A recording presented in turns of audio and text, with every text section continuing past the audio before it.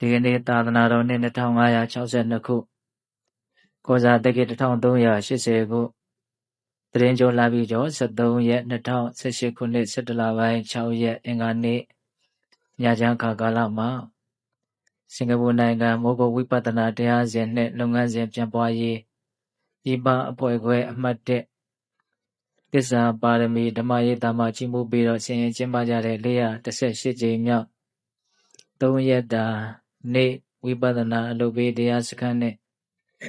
ညချမ်းတရားပွဲဒီကနေ့တတိယနေ့ညချမ်းခါကာလသတိပဋ္ဌာန်ဘာဝနာတရားများကိုကြင်ကြံကြိုးကိုအထောက်ကြဖို့ရောက်ရှိလာကြတဲ့အလုံးသောတရားဓမ္မပေါင်းသူတော်ကောင်းတို့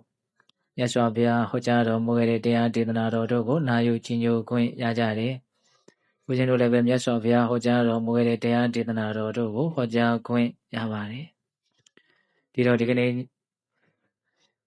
တရားဓမ္မပေါင်းသူတော်ကောင်းတို့ကိုဦးဇင်းတို့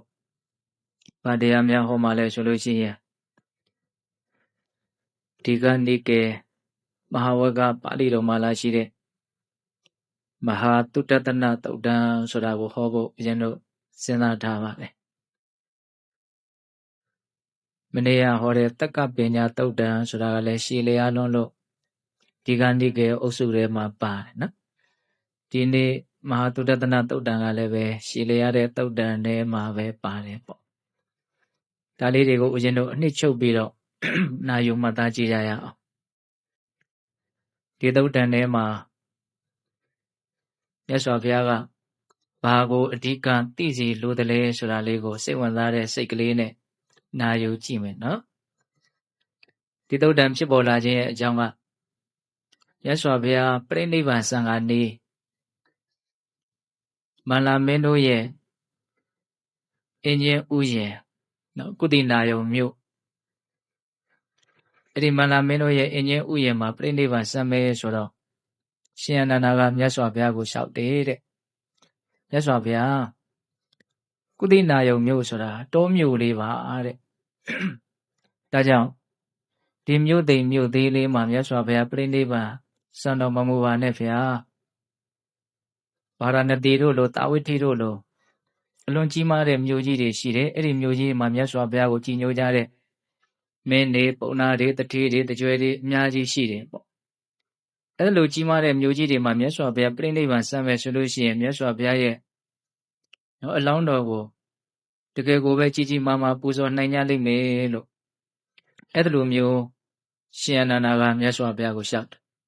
လျှောက်တော့မြတ်စွာဘုရားကအာနန္ဒာတဲ့ဒီကုသိနာယုံမြို့လေးကိုမြို့သိမ်မြို့သေးလေးလို့မပြောနဲ့တဲ့ဘာဖြစ်လို့လဲဆိုတော့တစ်ချိန်လုံးကဟောဒီကုသိနာယုံမြို့ဟာအလွန်တရာမှကြီးကျယ်ခမ်းနားတဲ့ကုတာဝတီမင်းနေပြည်ဆိုပြီးတော့အလွန်မှအံ့ဩစရာကောင်းလောက်အောင်ကြီးကျယ်ခမ်းနားတဲ့မြို့ကြီးတစ်မြို့ဖြစ်ခဲ့ဘူးတယ်လို့အဲ့လိုမြတ်စွာဘုရားကအစချီပြီးတော့ဒီမဟာတုတ္တနာသုတ်တံကိုပြိဋိဘံစံဃာနီးကာလမှာဟောခဲ့တာပေါ့မဟာတုတ္တနာဆိုတာကဘုရားလောင်းစัจ जा မင်းကြီးရဲ့နာမည်ပေါ့နော်အဲ့ဒါမြတ်စွာဘုရားက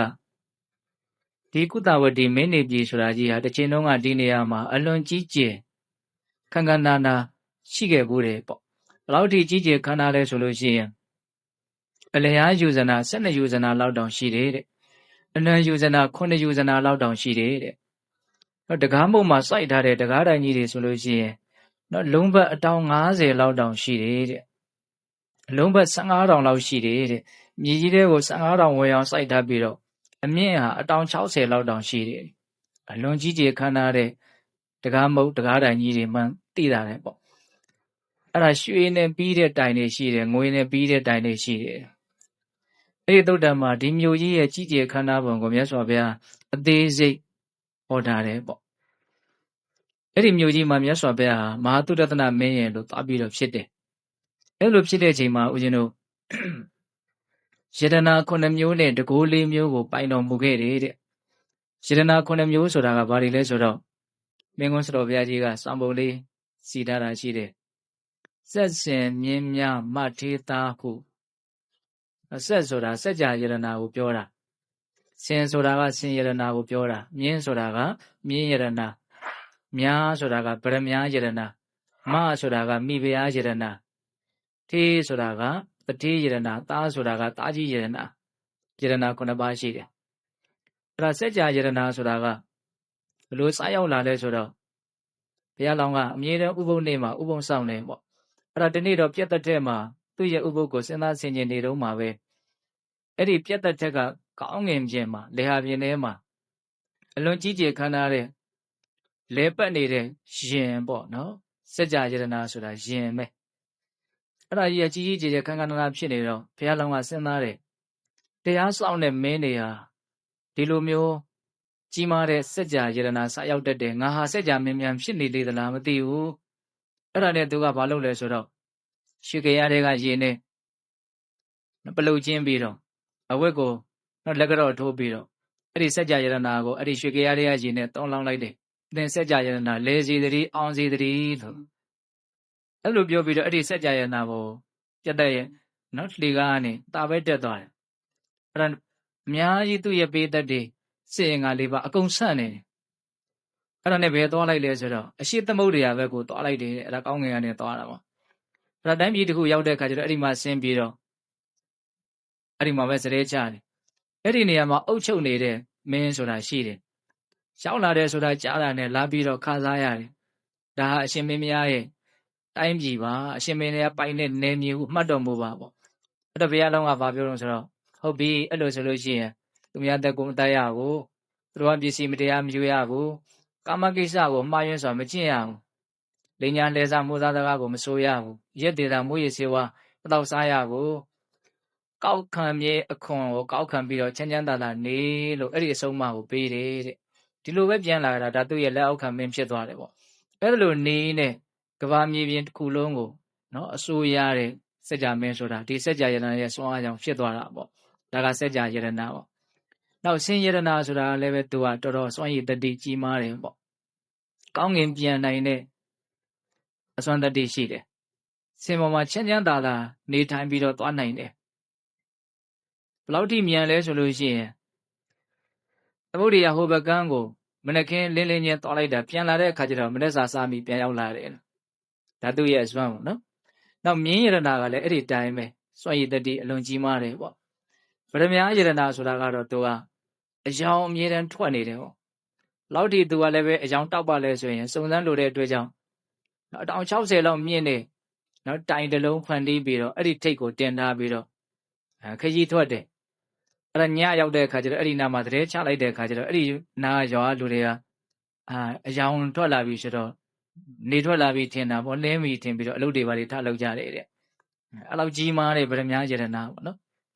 နောက်မိဖုရားယရနာဆိုတာကတော့သူကအရက်မရှိလုံးမပိုလုံးမဖြူလုံးမမဲလုံးမပိန်လုံးမဝလုံးဟုတ်လားနှွေးတဲ့ပူအိုက်တဲ့အချိန်မှာအေးတဲ့အတွေ့အထိရှိတယ်အေးတဲ့အချိန်မှာနှွေးတဲ့အတွေ့အထိရှိတယ်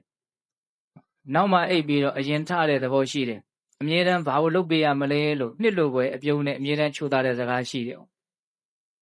နုံညံ့သိမ်မွေ့တဲ့အတွေ့အထိလည်းရှိတယ်အဲ့ဒါမိဖုရားယရနာပေါ့နော်ပြီးတော့ဘာလို့ဆက်စင်မြင်းမြမထေတာနော်ထေဆိုတာကတထေးယရနာတထေးယရနာဆိုတာကဘုရားလုံးရဲ့ဘုံကံကြောင့်ငကိုရှိပြီးသားတထေးရဲ့စွန့်ရည်တတိတွေကြီးမားသွားတာဘယ်လောက်ထိသူကကြီးတုံးဆိုတော့လက်မျက်စိလိုမျိုးကိုသူကရတဲ့သဘောဘယ်နာမှာယရနာတိုက်ရှိတယ်ဘယ်နာမှာဘာရှိတယ်မြင်နိုင်တယ်သိနိုင်တယ်အဲ့ဒါကိုစုံစမ်းလို့တဲ့အနေနဲ့ဘုရားလောင်းကသူ့ကိုလေပေါ်တင်ပြီးတော့ပင်လယ်ထဲကိုသွားတယ်နော်တော်တော်လေးဝေးဝေးလဲသွားပြီဆိုတော့ငါဒီနားမှာဥစ္စာပစ္စည်းကိုအလိုရှိတယ်အဘိမင်းနေရအဲ့လိုဆိုရင်ကန့်ကိုကတ်တော်မူပါသူပေးပါမယ်မဟုတ်ဘူးငါဒီနားမှာပဲရခြင်းအဲ့ရေကိုလက်နဲ့ဖြဲပြီးတော့ယတနာကိုယူပေးနိုင်တဲ့အစွမ်းရှိတယ်တဲ့ဒါကမြတ်စွာဘုရားဟောထားတာလေးတွေကိုဘုသူတပြောပြတယ်နော်ပြီးတော့ဗါလဲတော့တာကြီးယတနာနော်တာကြီးယတနာဆိုတာကစัจ जा မင်းရဲ့ကိုယ်စားတိုင်းပြည်ကိုစီမံခန့်ခွဲနိုင်တဲ့စွမ်းရည်တတိနော်ဘုရားလောင်းကစည်းစိမ်ခံစားယုံမြတ်တက်တက်ပဲဘာမှအုံနောက်60အကြောင်းမရှိဘူးပေါ့နော်အဲ့ဒါလိုမျိုးယတနာ9ပါးနဲ့လည်းပြည့်စုံတယ်နောက်ထပ်ပြည့်စုံတာကဘာလဲဆိုတော့တကိုးလေးမျိုးတဲ့တကိုးလေးမျိုးကဘာလဲဆိုတော့ဘုရားလောင်းမဟာသုရတနာစัจ जा မင်းဟာတခြားသောပုဂ္ဂိုလ်တို့တဲ့အာလွန်နဲ့ရုပ်ရည်အစဉ်လှပတင်နေခြင်းရှိတယ်တဲ့နော်တခြားသောပုဂ္ဂိုလ်တို့တဲ့ရှည်တဲ့အသက်ရှိတယ်တဲ့အသက်ပိုရှိတယ်ပေါ့ တခြားသောပုဂ္ဂိုလ်တို့ထက်ကျမ်းမာရေးပို့ပြီးတော့ကောင်းတယ်နောက်တစ်ခုကအလုံးစုံသောတိုင်းသူပြည်သားပေးသက်တွေအားလုံးဟာသူ့ကိုဖခင်လိုချစ်ခင်ကြတယ်မျက်နှိုးကြတယ်အကြောင်းရှိလို့မျိုးတွေကိုယထာနဲ့သွားလိုက်တယ်ဆိုလို့ရှိရင်ယထာကိုခဏဖြည်းဖြည်းလေးမောင်းပါခဏလောက်ရပ်ပါအောင်ကြည့်ရတာအားမရလို့ကြည့်ကျင်နေကြတယ်မြင်ချင်းနေကြစိတ်တွေကမေတ္တာသက်ဝင်နေကြနော်အဲ့ဒါပါလဲဆိုတော့တကူလေးမျိုးပေါ့နော်ပို့ပြီးတော့လှတယ်ပို့ပြီးတော့အသက်ရှည်တယ်ပို့ပြီးတော့ကျန်းမာတယ်လုံးစုံသောတရားတို့ရဲ့မေတ္တာတရားချစ်ခင်မြတ်နိုးမှုကိုရတယ်ဒါဘုရားလောင်းရဲ့တကူလေးမျိုးပေါ့အဲ့လိုနဲ့နောက်တော့ဘုရားလောင်းကဒီတိုင်းပြည်တီးတီးကလက်အောက်ငယ်သားတွေကအကုန်လုံးအခွန်တွေလာပြီးတော့ဆက်တာတော့သူကမယူဘူးသူ့မှာလည်းအရန်ချမ်းသာတယ်ပေါ့အဲ့တော့ဆက်တာလာတဲ့ဒီအခွန်တွေကိုဒါဘုံဘုံကအနှစ်ချုပ်ပြီးတော့ပြောတာနော်အဲ့ဒီလက်အောက်ငယ်သားမင်းတွေကသူ့ပြန်ယူသွားလို့တော့မကောင်းဘူးဒါကြောင့်မင်းကြီးအတွက်အလွန်ကြီးကျယ်ခမ်းနားတဲ့နန်းတော်ကြီးတို့တိဆောက်ပေးကြမယ်အဲ့ဒါမင်းကြီးကိုသွားပြီးတော့တရဝုတင်တဲ့အခါကျတော့စိတ်နေခြင်းအဖြစ်လက်ခံတယ်အဲ့လိုလက်ခံတယ်သူ့မှာအစာအုပ်စောက်ခြင်းစိတ်ပေါက်နေတယ်ဆိုတာကိုဘယ်သူသိလဲဆိုတော့တရားမင်းသိတယ်တဲ့သိတဲ့အတွက်ကြောင့်တရားမင်းကဝိဇ္ဇုံနတ်သားကိုလွှတ်ပြီးတော့အပြီးတော့အလွန်ကြီးကျယ်တဲ့နန်းပြတ်သက်တွေအဆောင်တွေခမ်းမကြီးတွေသွားပြီးတော့မင်းဖန်တီးပေးရမယ်အဲ့ဒီမှာအကြီးအကျယ်ခန္ဓာဟောတယ်အဲ့ဒါတွေကိုအသေးစိတ်ဥစဉ်ပြောနိုင်တဲ့အစွမ်းမရှိဟုတ်လားရေကန်နေအထူးသဖြင့်သူကထမ်းပင်နေရဒါကအတိတ်ကာလကသူလှူခဲ့တဲ့ကောင်းမှုတွေမှာထမ်းပင်ပါတယ်အဲ့ဒီထဲမှာထမ်းပင်ကိုအလွန်ဦးစားပေးပြီးတော့ပြောထားတာကိုတွေ့ရတယ်နော်လက်ရမြောက်အောင်လုပ်ထားတယ်ပင်စီကရွှေနဲ့လုပ်ထားတယ်ဆိုရင်အပေါ်ကအရွက်တွေတွေကငွေဖြစ်တယ်ပင်စီကငွေနဲ့ဆိုရင်အပေါ်ကရွှေပေါ့နော်အသီးတွေကဘလို့အမျိုးမျိုးပဲမယုံနိုင်တော့အောင်အံ့ဩကြီးကျယ်တယ်ပေါ့အဲ့ဒါတရားမင်းရဲ့ဝိဇ္ဇုံနတ်သားကဘုရားလောင်းဒီကိုရောက်လာပြီးတော့သူဖန်ဆင်းပေးမယ်ဆိုတော့ဘုရားလောင်းကလက်ခံတဲ့အချိန်မှာအကုန်ဖန်ဆင်းပေးတယ်ဘယ်လောက်ထိတောက်ပြောင်နေလဲဆိုရင်မကြည့်နိုင်ဘူးတဲ့မျက်စိတွေကျိန်းနေလို့အရန်ကိုအယောင်ထွက်နေတယ်အရန်ကြီးကျယ်တဲ့စီးစိမ်ချမ်းသာကိုရတယ်ပေါ့နော်ဘုရားလောင်းကအဲ့ဒီမှာဦးဇင်းတို့အကုန်လုံးအစာအုပ်တွေရေကန်တွေနော်ဓမ္မပြတ်တဲ့ဓမ္မရေကန်အများကြီးပါပဲသူကတစ်ခုတစ်ခုကိုသူကအဲ့ဒီနားမှာရှိနေတာကိုကနော်84,000ဆိုတဲ့အရေအတွက်နဲ့ရှိနေတာအလွန်ကြီးကျယ်ခမ်းနားတဲ့မြို့ကြီးပေါ့နော်အဲ့လောက်ကြီးကျယ်တဲ့အခါကျတော့ဘုရားလောင်းကစဉ်းစားတယ်တဲ့ငါဒီလောက်ကြီးကျယ်ခမ်းနားတဲ့နော်အကျိုးရလဒ်ကိုဘလို့အကြောင်းတရားကိုအရင်ခံပြီးတော့အကြောင်းခံပြီးတော့ရလာခဲ့ရတာတော့အဲ့ဒါကိုသူစဉ်းစားတယ်တဲ့စဉ်းစားတဲ့အခါကျတော့ဘာတွေ့တုံးဆိုတော့ဒါနကောင်းမှုရဲ့ဓမ္မဆိုတဲ့ကိုယ့်ရဲ့စိတ်ကိုဆုံးမနိုင်မှုရဲ့သီလတန်ယမလို့ဆိုတဲ့ကိုယ်နဲ့နှုတ်ကိုနော်အပြစ်ကင်းအောင်နော်လောက်ကင်ပြောဆိုနိုင်မှုရဲ့လို့ဆိုတဲ့တရားသုံးပါးကိုသူတွေ့ရတယ်တဲ့သူလှူခဲ့တန်းခဲ့တာရှိတယ်ဟုတ်လားပြီးတော့သူ့ရဲ့စိတ်ကိုဓမ္မဆိုတာကဒီတက္ကရာထဲမှာဖွင့်တာကတော့နော်ဥပုပ်တဲ့စောင့်သုံးပြီးတော့စိတ်ကိုဆုံးမတယ်လို့ဒီလိုလေးဖွင့်တယ်တချို့နေရာတွေမှာကျတော့ဓမ္မကိုနော်မင်းကွန်းစတော်ဘုရားကြီးများနော်အမိန့်ရှိတာတွေဦးဇင်းတို့မှတ်သားဘူးတာကဒီမျက်စိနာနာလျှာကိုစိတ်ကိုအကြောင်းပြုပြီးတော့အကုသိုလ်မဖြစ်အောင်ကိုယ်စိတ်ကိုဆုံးမနိုင်တော့ဘလို့ဟာပဲမြင်ရဆွဲမဲ့မှုမဖြစ်အောင်မကျေနပ်မှုမဖြစ်အောင်ဘာတွေကိုပဲကြားရဆွဲမဲ့မှုမဖြစ်အောင်မကျေနပ်မှုမဖြစ်အောင်ကိုယ်စိတ်ကိုကောင်းကောင်းဆုံးမနိုင်တာပဲ့ကင်နိုင်တာကိုဓမ္မဆိုတာဓာတ်အုပ်ချိုက်မှနှလုံးဆင့်ပြီးတော့ရေးတဲ့ဓမ္မမဟုတ်ဘူးသူကဓာတွေးရဲ့မရဲ့ရိုးလေးရေးထားတဲ့ဓမ္မနော်အဲ့တော့ဘာလို့ဒီလောက်ကြီးကျယ်တဲ့အကျိုးကျေးဇူးကိုရတာလဲဆိုတော့ဒါနရဲ့ဓမ္မရဲ့သီလတန်ယမရဲ့သီလတန်ယမဆိုတာကိုယ်နဲ့နှုတ်ကိုအပြစ်ကင်းအောင်စောင့်စည်းတာဒါလူတိုင်းနားလည်ပြီးသားကိုချင်းသီလကိုပြောတာပါပဲဟုတ်လားအဲ့ဒီလိုတရားသုံးမျိုးကိုသူကျင့်သုံးခဲ့တဲ့အတွက်ကြောင့်သူဟာဒီလောက်ဘုံတကူကြီးတဲ့နော်အလုံးမချမ်းသာတဲ့အချမ်းရံများတဲ့အစအရာပြည့်စုံတဲ့နော်စကြဝဠာမင်းကြီးသူဖြစ်ရတယ်ပေါ့အဲ့ဒါလိုနဲ့သူနေလာလိုက်တာဘုရင်တို့ဘယ်လောက်ကြာလဲဆိုတော့ဒါကမြန်ပြောနေလို့သူဟာကလေးဘဝနဲ့နှစ်ပေါင်း84,000ကြာတယ်တဲ့အိရှင်မင်းသားဘဝနဲ့နှစ်ပေါင်း84,000ကြာတယ်အဲ့ဒီစကြယတနာစရောက်ပြီးတဲ့နောက်မှာနှစ်ပေါင်း84,000ကြာတယ်သူစိုးစံနေတာဟုတ်လားနောက်ထပ်ဆက်ပြီးတော့84,000တခုကျန်သေးတယ်ဟုတ်လားအဲ့ဒါကဘာလဲဆိုတော့တရားကျင့်ပြီးတော့တရားချမ်းသာနဲ့နေတာနော်အဲ့ဒါကကြာမင်းဖန်ဆင်းပေးထားတဲ့အဲ့ဒီဓမ္မပြတ်သက်ဘုတ်ကိုတက်ပြီးတော့သူတရားကျင့်မယ်ပေါ့နော် ကောင်းမှုရဲ့အကျိုးဆက်ကြောင့်ကောင်းတာတွေကိုရရတယ်ဒါကြောင့်ကောင်းမှုကိုအဆက်ပြတ်မသွားစေဖို့သူကြိုးစားအထုတ်မယ်ပေါ့အဲ့လိုကြိုးစားအထုတ်မယ်ဆိုတော့မှတ်သားစရာလေးတွေကဘာတွေ့လဲဆိုတော့အဲ့ဒီပြတ်သက်ချေခြင်းလှေကားခုံမှာရက်ပြီးတော့ကျိန်ဝါတယ်တဲ့ဘာကျိန်ဝါလဲဆိုတော့တိဋ္ဌကာမဝိတကတိဋ္ဌဗျာပါဒဝိတကတိဋ္ဌဝိဟိန္ဒဝိတကတိဋ္ဌဆိုတာရက်လို့ပြောတာဘာလို့ရက်ခိုင်းတာတော့ဆိုတော့ကာမဝိတဗျာပါဒဝိတဝိဟိန္ဒဝိတဘေတတို့နားထဲမှာရှင်းနေပြီလားနော်ကာမဝိတဆိုတာကာမဂုဏ်နဲ့ပတ်သက်တဲ့အတွေ့အကြံဗျာပါဒဝိတဆိုတာကဒေါသနဲ့ပတ်သက်ပြီးတော့ဖြစ်လာတဲ့အတွေ့အကြံဝိဟိန္ဒဝိတဆိုတာကနှိမ့်ဆက်ညှင်းဆဲလိုမှုနဲ့ပတ်သက်တဲ့အတွေ့အကြံရှုံးဝဆိုးဝါးတဲ့အတွေ့အကြံစီတွေကိုပြောတာဟုတ်လားအဲ့ဒီကာမဗျာပါဒဝိဟိန္ဒဆိုတဲ့ဒီအတွေ့အကြုံ၃မျိုးကိုတက်ရှိတရဝါတဦးတယောက်ကိုအမိန်ပေးတယ်လို့မျိုးဘုရားလောင်းကပြောတာပေါ့တိဋ္ဌကာမဝိတကကာမဝိတသင်ရက်လောတိဋ္ဌဗျာပါဒဝိတကဗျာပါဒဝိတသင်ရက်လောတိဋ္ဌဝိဟိန္ဒဝိတကဝိဟိန္ဒဝိတသင်ရက်လောသင်တို့ရဲ့နေပယ်ဟာဒီနားမှာပဲရှိတယ်ငါနောက်ကိုမလိုက်ခဲ့နဲ့ဟိုငါဆက်ပြီးတော့တက်သွားမဲ့နေဟာသင်တို့ရဲ့နေပယ်မဟုတ်တော့ဘူးပေါ့နော်ပြက်ပြက်သားသားဒါကနည်းနည်းလေးသင်္ကန်းသာယူတတ်မယ်အတူယူတတ်မယ်ဆိုရင်လေးနဲ့တဲ့အတိတ်ပဲရှိတယ်လို့ထင်တယ်နော်ကိုယ်စိတ်ကိုမလုပ်လိုက်တာတော့အာယူလိုက်တယ်လို့ခံစားလို့ရတယ်နော်ဒါကြောင့်ဒါလေးကိုတရားသမားတို့ခေါင်းထဲမှာစွဲထားဆိုကြပါစို့တရက်တာလေးပဲဖြစ်ဖြစ်ဒီမှာလာလုပ်တယ်ဆိုရင်ဒီတရက်အတွင်းတော့ငါဖုံးလည်းမဆက်ဘူးဟုတ်လားနော်ကျန်တဲ့6ရက်လောက်ခဲ့တာပဲလေဟုတ်လားကိုယ်စိတ်ကိုပြတ်သားနိုင်အောင်ကိုယ်စိတ်ကိုပြန်ပြီးတော့ရဲစေးတင်လိုက်ပေါ့နော်ကိုလုပ်တဲ့လုပ်ငန်းပို့ပြီးတော့ပြီးပြင်းသွားအောင်ပြတ်သားသွားအောင်လုပ်တဲ့တယ်ဟုတ်လားရှုပ်ထွေးမှုတွေအမြဲတမ်းရှုပ်ထွေးနေတာပြီးရင်လည်းပဲရှုပ်ထွေးတာလည်းပဲပြန်မှာလွန်းစရာသိပ်မရှိပါဘူးအဲ့တော့ဒီအချိန်လေးတော့ငါပြက်ပြက်သားသားနေလိုက်မယ်ဆိုတဲ့အတွေးမျိုးလေးမမွေးသင့်ဘူးလားမွေးသင့်တယ်နော်ဆိုကြတော့ရိတ်တာ9ရက်သွားမယ်ဆို9ရက်အတွင်းတော့ငါဘယ်လိုကိုနေပလိုက်မယ်ဟုတ်လားဒီမှာလာတဲ့တရက်အတွင်းဓမ္မမဟုတ်တနာရီအတွင်းနောက်ဆုံးရုပ်စွအဆုံးအိတ်ခါနေဖျားဝတ်တက်မယ်ဟုတ်လားဖျားဝတ်တက်ခါနေလေကဲဒီလောက်လေးတော့ငါ့ကိုလွန်ငင်းချမ်းသာခွင့်ပေးကြအောင်မင်းတို့နဲ့ကြီးငါအမြဲနေနေတာဒီလိုလေးမျိုးပြောနိုင်ရင်ရန်ကောင်းမယ်ပေါ့နော်တရားထိုင်တော့မယ်ဆိုရင်လည်းအဲ့ဒီစိတ်ကူးမျိုးလေးမရှိသင့်ဘူးလားရှိသင့်တယ်နော်ဒီအထိတော့မင်းတို့ဝင်ပြီးတော့ငါ့ကိုမထိုးပေါက်ပြီးတော့မနှိမ့်ဆက်နေနဲ့ငါလက်သက်မခံနိုင်ဘူးဆိုတာမျိုးလုံနိုင်ဖို့လိုတာပေါ့အဲ့ဒါဆိုလို့ရှိရင်ကိုယ်အတွေးရပဲကိုယ်ကိုအများကြီးအထောက်အကူပြုနိုင်တယ်ဒီထုံးလေးကိုနှလုံးမူသင့်တယ်ပေါ့နော်ကာမဝိတ္တရက်ဟုတ်လားဗျာပါဒဝိတ္တရက်ဝိဟိန္ဒဝိတ္တရက်သင်တို့ရဲ့နေပဲဟာဒီနားတယ်မြဟိုထက်ထိမဟုတ်ဘူးမလိုက်ခဲ့နဲ့ကြုံသွားတော့နော်အဲ့လိုကြုံသွားပြီးတော့အဲ့ဒီပြတ်သက်တဲ့ကိုတက်သွားပြီးတော့သူသမထဘာဝနာလို့ဆိုကြပါစို့ကြိုးစားအာနာပါနကမ္မထမ်းပါပဲအဲ့တော့ကြိုးစားတဲ့အခါကျတော့ဝိတဝိဇာရပိတိဒုက္ခဧကဂတပေတတို့သိရနော်နိဝရဏတရား၅ပါးကင်းကွာတဲ့တဲ့ကြောင့်စိတ်က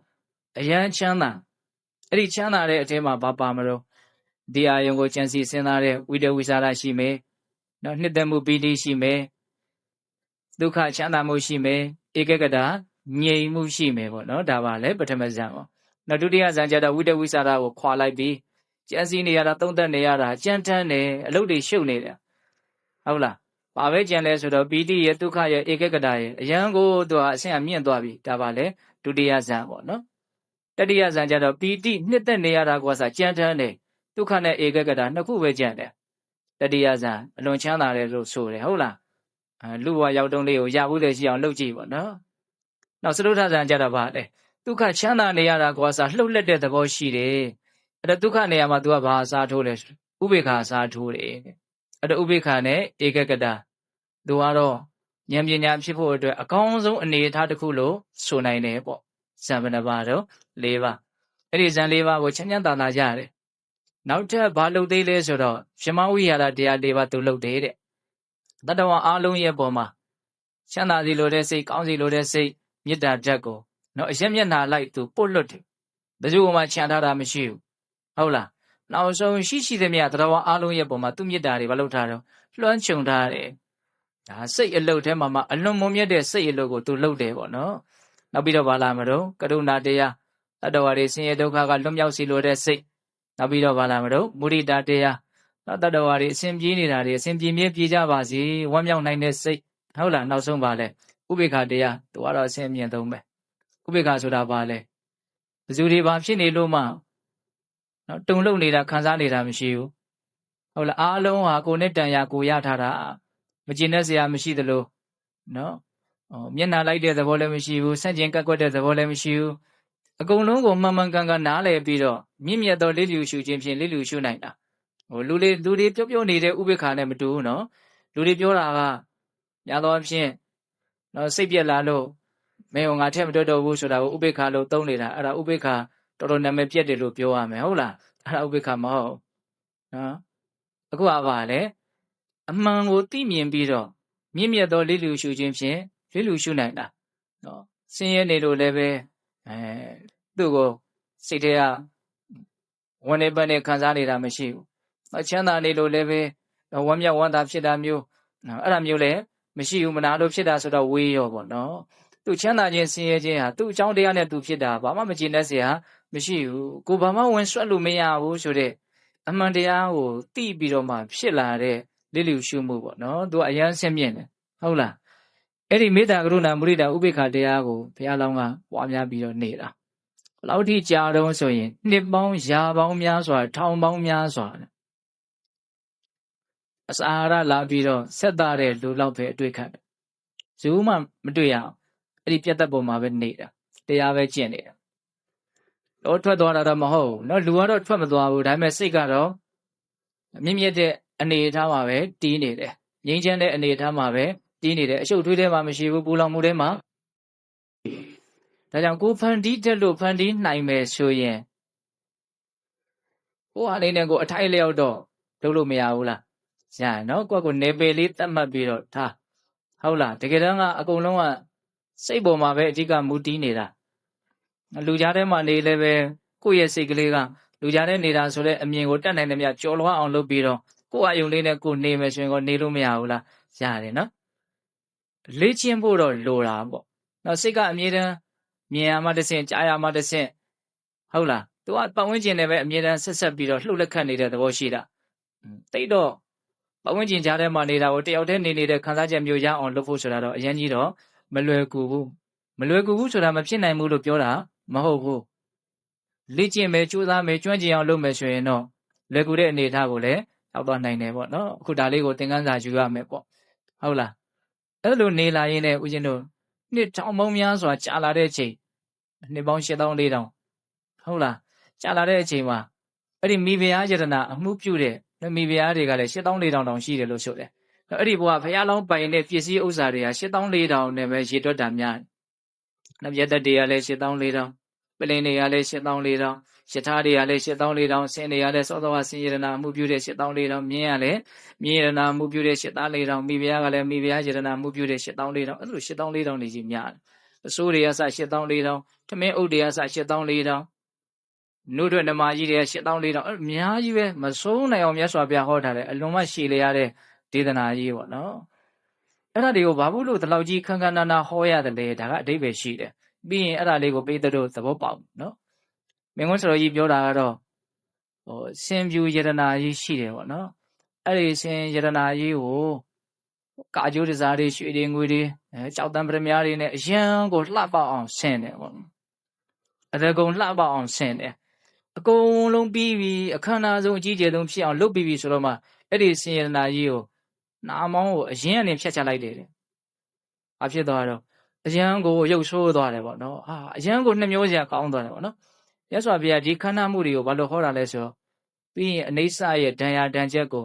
ဘယ်လောက်ကြီးကျယ်လဲဆိုတာကိုပေါ်လွင်အောင်လို့ဒါကိုကြိုးပြီးတော့ခဏခဏဟောထားတာ။အဓိပ္ပာယ်ရှိရဆိုတာလေးကိုပြောချင်တာဟုတ်လား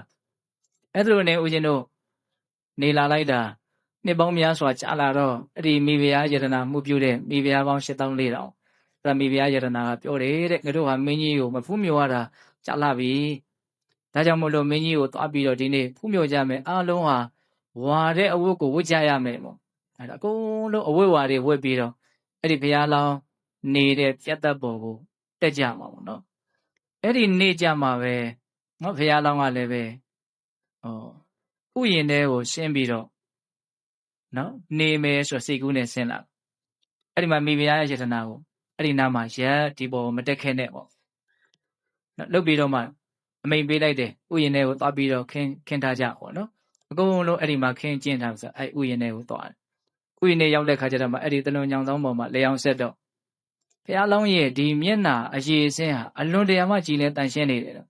အယောင်တွေထွက်နေတယ်ပေါ့ဝင်းနေတယ်ပေါ့အဲ့ဒါကိုကြည့်ပြီးတော့အဲ့ဒီမိဖုရားယတနာကဘလို့စဉ်းစားအောင်ဆိုတော့ငါကြားဘူးတယ်ပေါ့စัจ जा မင်းနေနတ်ရွာဆန်ကံတော်ကုံကနေဆိုလို့ရှိရင်သူတို့ရဲ့မျက်နှာတွေဟာအလွန်တရာမှအယောင်ထွက်တယ်လို့ငါကြားဘူးတယ်အဲ့ဒါစัจ जा မင်းဟာနတ်ရွာမြန်ဆန်လိမလားမသိဘူးလို့သူစဉ်းစားနေတယ်အဲ့လိုစဉ်းစားပြီးတော့သူ့စိတ်ထဲမှာအရင်ထိတ်သွားတယ်ပေါ့နော်အဲ့ဒါနဲ့သူကဘာပြောတော့ဆိုတော့သူလျှောက်တာလေးတွေကိုအချီချပြောတာလေးတွေကမှတ်သားစရာရန်ကောင်းတယ်ဘာပြောတော့ဆိုတော့ဒေဝအရှင်မင်းကြီးတဲ့ကုသဝတီရာဇဓာနိပမုခာနိကုသဝတီဟောဒီမြို့တော်ကြီးအမှုပြုတဲ့ဣမာနိစတုရာတိတိနဂရသဟတာနိနော်မြို့ပေါင်း8400ဟာတေအရှင်မင်းတရားရဲ့တတ္တကာနိဥစ္စာတွေပါတဲ့နော်ကုသဝတီမြို့ကြီးအမှုပြုတဲ့မြို့ပေါင်း8400ရှိတယ်အဲ့ဒါအရှင်မင်းကြီးပိုင်တဲ့ပစ္စည်းတွေတဲ့ဒေဝအရှင်မင်းမြတ်ဣထာအဲ့ဒီအရာတွေရဲ့ပုံမှာစံတန်ချစ်ခင်နှစ်သက်ခြင်းကိုဇနေဟိဖြစ်ပါစေလောအဲ့ဒါတွေရဲ့ပုံမှာမျက်နှာမှုချစ်ခင်မှုကိုမစွန့်လိုက်ပါနဲ့တဲ့ဇီဝိတိမင်းတရားရဲ့အသက်ရဲ့ပုံမှာအပိခံငဲ့ကွက်ခြင်းကိုကရောဟိပြုတော်မူပါအသက်ရှင်လို့တဲ့စိတ်ထားပါပေါ့နော်အသက်ရဲ့ပုံမှာငဲ့ကွက်မှုရှိပါပိုင်ဆိုင်ထားတဲ့ဥစ္စာပစ္စည်းတွေရဲ့ပုံမှာချစ်ခင်နှစ်သက်မှုကိုဖြတ်တော့မဖြစ်လိုက်ပါနဲ့သူ့စိတ်ထဲမှာစိုးရင်လို့ပြောတာအဲ့ဒါဘယ်လောက်ထိသူကရှောက်တင်နေတာတုံးဆိုတော့နောက်ပြတ်သက်ပေါင်း8400လာတယ်ယထာပေါင်း8400ဆင်ပေါင်း8400ဒါတွေဟာမင်းကြီးရဲ့ဥစ္စာပစ္စည်းတွေဒါတွေရဲ့ပုံမှာချစ်ခင်နှစ်သက်မှုကိုဖြစ်ပါစေအသက်ရဲ့ပုံမှာငဲ့ကွက်မှုကိုလည်းမစွန့်လွတ်လိုက်ပါနဲ့အသက်ရဲ့ပုံမှာငဲ့ကွက်ခြင်းကိုလည်းပြုတော်မူပါအဲ့လိုမျိုးသူကရှောက်တဲ့အခါကျတော့ဘုရားလောင်းကပါပြန်ပြောတော့ဆိုတော့နော်ဒေဝီမိဖုရားတဲ့တွန်တင်ဒီမန်ငါကိုဒီကရတ္တအလွန်ရှည်လျားလာဆိုသောကာလပတ်လုံးဣတိဟိလူချင်းစရာကောင်းကုန်သောကံတေဟိနှစ်သက်စရာကောင်းကုန်သောပိယေဟိချစ်ခင်စရာကောင်းကုန်သောမနာပေဟိမျက်နှိုးဝယ်ကောင်းကုန်သောစကားတို့ဖြင့်တမှုရာစိတ်ဓာမင်းတလျှောက်လုံးငါ့ကိုပြောဆိုခဲ့တာတဲ့တလျှောက်လုံးရှည်လျားတဲ့ကာလပတ်လုံးမင်းဟာငါ့ကိုချစ်စရာကောင်းတဲ့နှစ်သက်စရာကောင်းတဲ့မျက်နှိုးစရာကောင်းတဲ့လူလားစရာကောင်းတဲ့စကားမျိုးတွေကြီးမင်းငါ့ကိုပြောခဲ့တာတဲ့အထသပနာထိုကဲ့သို့ဖြစ်ပါလေခင်နဲ့တွန်တင်ဒီမန်ငါကိုပစ္စည်းမေကာလေတေဂာနီကာလနောက်ဆုံးအချိန်ရောက်မှအနိဋ္ဌေဟိနော်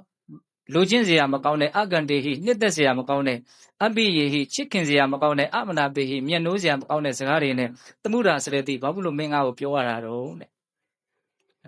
သဘောပေါက်မယ်ထင်တယ်နော်တခြားလုံးမင်းငါရဲ့ပုံမှာချစ်ခင်နှစ်သက်မျက်နှိုးစရာကောင်းတဲ့စကားတွေပြောလာခဲ့ပြီးမှအခုလိုအချိန်မျိုးရောက်မှငါရဲ့ပုံမှာဘယ်နဲ့ကြောင့်ချစ်ခင်စရာနှစ်သက်စရာမျက်နှိုးစရာမကောင်းတဲ့စကားတွေလာပြောရတာတော့တဲ့အဲ့လိုပြောတဲ့အခါကျတော့မိဖုရားကနားမလဲဘာလို့ငါ့ကိုဒီလိုပြောလိုက်တာတော့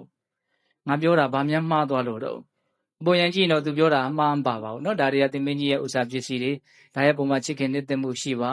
အသက်ရဲ့ပုံမှာငဲ့ကွက်မှုထားပါဒါပြောတာသူပြောတာအဲ့ဒါကိုဘုရားလောင်းကချစ်ခင်နှစ်သက်စရာမျက်နှိုးစရာမဟုတ်တဲ့စကားတွေလို့ပြောလိုက်တာအဲ့လိုမျိုးပြောတဲ့အခါကျတော့ तू နားမလည်နိုင်တဲ့အတွက်ကြောင့် तू ပြန်ပြီးတော့မေးတယ်မင်းကြီး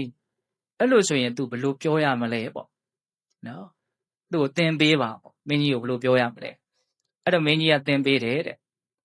အဲ့လိုပြောရမှာလဲဆိုရင်တော့ဒေဝအရှင်မင်းမြတ်သဗ္ဗေဟေဝအလုံးစုံသာလင်ဖြစ်ကုန်သောပိယေဟိချစ်ခင်နှစ်သက်စရာကောင်းကုန်သောမနာပေဟိစိတ်နှလုံးကိုတိုးပွားစေတတ်ကုန်သောတတ္တဝသင်္ခါရတို့နှင့်နာနာဘာဝရှင်ကွဲသဖြင့်ကွဲကွာရခြင်းသည်၎င်း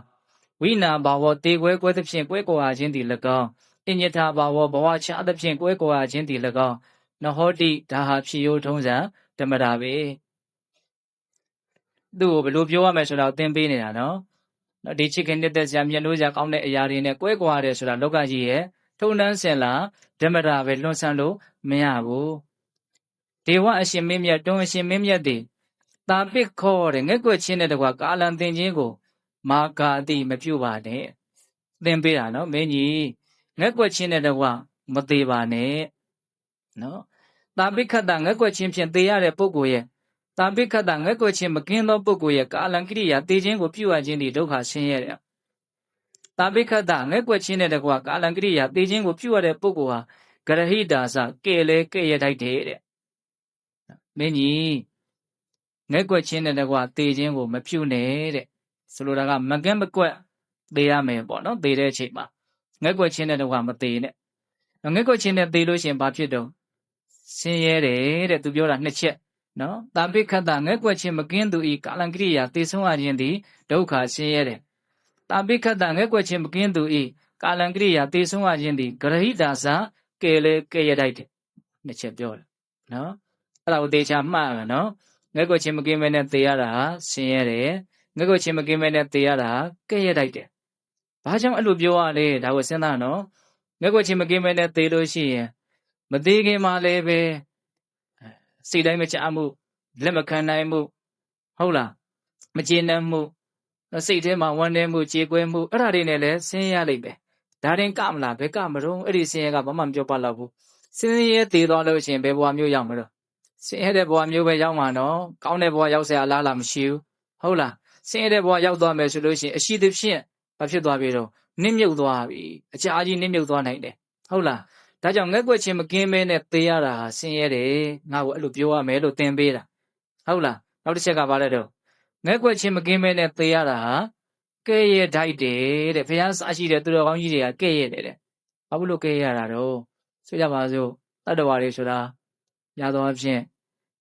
သေမယ်ဆိုရင်မသေခြင်းမဲနဲ့ပဲသေရတာလေကြောက်လန့်ပဲသေရတာဟုတ်လားအဲ့တော့အဲ့ဒီကိစ္စကကဲ့ရဲ့တရားဟုတ်မဟုတ်စဉ်းစားကြောက်လို့ကောသေခြင်းတရားကလွတ်မလားမလွတ်ဘူးအဲ့တော့ကြောက်တာဟာဘာလဲအပူပေါ့ဟုတ်တယ်မဟုတ်လားစဉ်းစားနော်ငက်ကွက်ချင်းနဲ့သေရလို့လည်းပဲမသေးပဲနေရမှာလည်းမဟုတ်ဘူးအဲ့တော့ဒါတွေကိုနားလည်မှုမရှိရရောက်တယ်ပေါ့အတိညာမကြီးမားရလည်းရောက်တယ်ဟုတ်တယ်မဟုတ်လားတကယ်လို့ငက်ကွက်ချင်းမရှိဘူးဆိုရင် तू ဟာဒါရဲ့ပုံမှာနားလည်မှုရှိမှသာလေငက်ကွက်မှုကလည်းခင်းပါလေဟုတ်တယ်မဟုတ်လားဒီဘဝနဲ့ပတ်သက်ပြီးတော့သိအောင်မြင်အောင်လုပ်ထားတဲ့ဉာဏ်ပညာတွေအများကြီးရှိမှဒီပြဿနာကဦးဇင်းတို့ပြလဲရှင်းနိုင်ပါဦးတေဂာနီးမှာငက်ကွက်ချင်းမကင်းမဲနဲ့ညှဉ်းညွန်းငယ်ငယ်နဲ့အစင်မပြေသေးရတယ်ဆိုတာကမသေးခင်ကသဘာဝတရားတွေရဲ့အကြောင်းကိုနောကြည့်အောင် तू လုပ်မထားဘူးဆိုတာရဲ့သက်သေပဲဟုတ်တယ်မဟုတ်လားသူဘာပဲပြောတေဂာနီးမှာ तू အစင်မပြေဖြစ်နေတယ်ဆိုလို့ရှိရင် तू အစင်ပြေအောင်လုပ်မထားတာထင်ရှားတယ်ပေါ့အစင်ပြေမပြေဘူးဆိုတာကဘာလို့ပြောတာလဲနော်ငက်ကွက်ချင်းရှိတာမရှိတာကိုအဓိကပြောတာနော်ငက်ကွက်ချင်းရှိနေတယ်ဆိုတာနားမလည်မှုတွေသူ့မှာလွှမ်းမိုးနေလို့ငက်ကွက်ချင်းမရှိဘူးဆိုတာနားလည်မှုတွေအလွန်ကြီးကြီးမားမားရှိနေလို့ဒါကြောင့်မလို့ဦးဇင်းတို့တရားထုတ်တယ်ဆိုတာအဲ့ဒီအချိန်မှာအစဉ်ပြေဖို့အတွက်လည်းပဲလောက်ရရောက်တယ်ဆိုတာကိုနားလည်ထားရနော်ငယ်ငယ်တည်းကစလှုပ်ထားတာအကောင်ဆုံးပဲဘာဖြစ်လို့တော့သိချင်းတရားဆိုတာအချိန်မွေးရောက်လာနိုင်တာမျိုးဟုတ်လားတကယ်လို့ငယ်ငယ်ရွယ်မသေးဘူးဆိုအောင်တောင်မှအရန်ကိုကဓာရဲ့ပုံမှာလိမ္မာကျွမ်းကျင်မှုရှိအောင်လှုပ်ထားမယ်ဆိုလို့ရှိရင်အသက်ကြီးလာလေးလေးရှင်းကျက်လေးလေးနားလေလေးလေးဟုတ်တယ်မဟုတ်လားတောင်းမြတ်စွာဘုရားဟောတာရှိရဲ့လေနော်မအိုခင်မနာခင်မသေးခင်ကသူတော်ကောင်းတရားကိုလှုပ်ရတာလွယ်တယ်။အိုမနာမသေကာနိကြမှာလှုပ်ရတာဆိုတာမလွယ်ဘူး။သူတော်ကောင်းတရားကိုလှုပ်ထားလို့သိထားမယ်ဆိုရင်အိုတဲ့နာတဲ့သေတဲ့အချိန်မှာချမ်းချမ်းသာသာရှင်းဆိုင်နိုင်တယ်။တကယ်လို့သူတော်ကောင်းတရားကိုသိအောင်ပြပြဝဝရှိအောင်လှုပ်မထားဘူးဆိုရင်သေကာနိကာလမှာဘာဖြစ်နိုင်တော့ရှင်းရနိုင်ပင်ပန်းနိုင်တယ်နော်။ဒါကြောင့်မို့လို့ဒီမှာစကားနှခုံးကိုမှတ်စေခြင်းနဲ့ဟုတ်လား။ငဲ့ကွက်ချင်းနဲ့တကွသေတဲ့ပုဂ္ဂိုလ်ရဲ့သေခြင်းဟာဆင်းရဲတယ်။ငဲ့ကွက်ချင်းမကင်းတဲ့ပုဂ္ဂိုလ်ရဲ့သေခြင်းဟာကဲ့ရဲ့ဓာတ်တယ်ဒါလေးကိုမှတ်ရမယ်ဟုတ်လားအဲ့လိုမျိုးမြတ်စွာဘုရားလောင်းကနော်သူ့ရဲ့မိဖုရားကိုသင်ပေးတာစကားမဆုံးသေးဘူးနော်နောက်ထပ်ဘာထပ်ပြီးတော့သူကတိုက်တွန်းချက်အနေနဲ့သင်ပေးတယ်ဆိုတော့ဒေဝအရှင်မင်းကြီးတဲ့ကုသဝတီရာဇဓာနိပမုခာနိနော်ကုသဝတီနန်းနေပြီးအမှုရှိတဲ့ဣမာနိစတုရာတိတိနဂရသဟတာနိဟောဒီ8400သောမြို့တွေဟာတေရှင်မင်းကြီးရဲ့နော်တန်တကာနိဥစ္စာတွေပါတဲ့ဒေဝအရှင်မင်းကြီးအထာအဲ့ဒီအရာတွေရဲ့ပုံမှာဆန္ဒချစ်ခင်နှစ်သက်မှုကိုဗဇာဟပဲဆွတ်မှာဇီဝိတေအသက်နဲ့နော်လက်ွက်ချင်းကိုမာကာတိ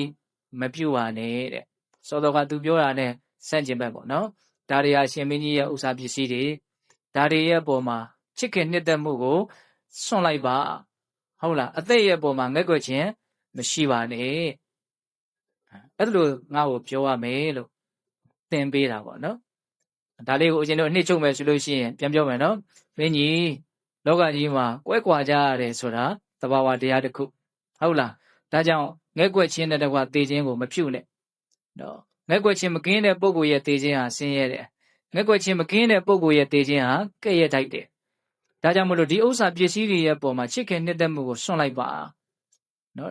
်ပြီးတော့အသက်ရဲ့ပေါ်မှာငက်ကွက်နေတာကိုလည်းမပြုတ်ပါနဲ့တဲ့ဆိုလိုတာကသေအောင်လုပ်လို့ပြောတာတော့မဟုတ်ဘူးတော်သူသေတရားရှိလို့သေလဲသေပါစေလို့ဆိုတာကနားလည်မှုနဲ့